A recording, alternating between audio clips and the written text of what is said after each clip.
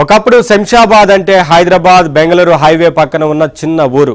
ఇప్పుడు శంషాబాద్ అంటే గుర్తొచ్చేది అంతర్జాతీయ విమానాశ్రయం. ఒకప్పుడు భోగాపురం అంటే విజయనగరం జిల్లాలోని ఒక చిన్న మండల కేంద్రం.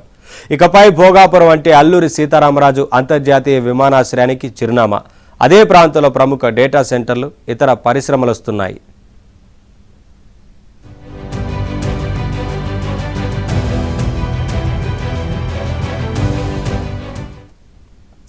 భోగాపురం 10 ఏళ్ల క్రితం ఈ పేరు పెద్దగా ఏపీ ప్రజలకు తెలియదు.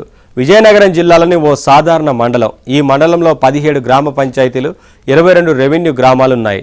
విజయనగరం జిల్లా కేంద్రానికి 23 కిలోమీటర్ల దూరంలో, విశాఖ, శ్రీకాకుళం నగరాలకు 50 కిలోమీటర్ల దూరంలో ఉంటుంది.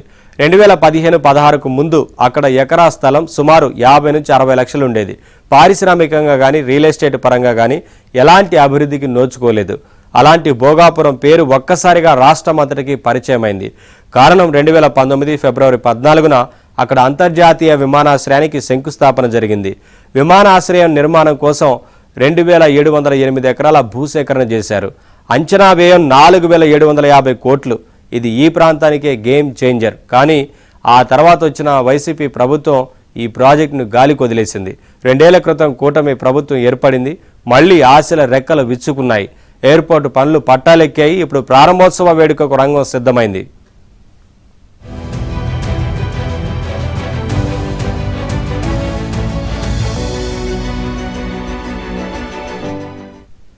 ఇప్పటి వరకు ఒక ఎత్తు, ఇక నుంచి మరో ఎత్తు అన్నట్టుగా భోగాపురం పరిస్థితి మారింది. రియల్ ఎస్టేట్కు సంబంధించి సాధారణ వెంచర్ల సంఖ్య తగ్గిపోయి వాటి స్థానంలో సరికొత్తగా అంతర్జాతీయ ప్రమాణాలతో కూడిన విల్లా ప్రాజెక్టులు, లగ్జరీ గేటెడ్ కమ్యూనిటీలు వెలుస్తున్నాయి.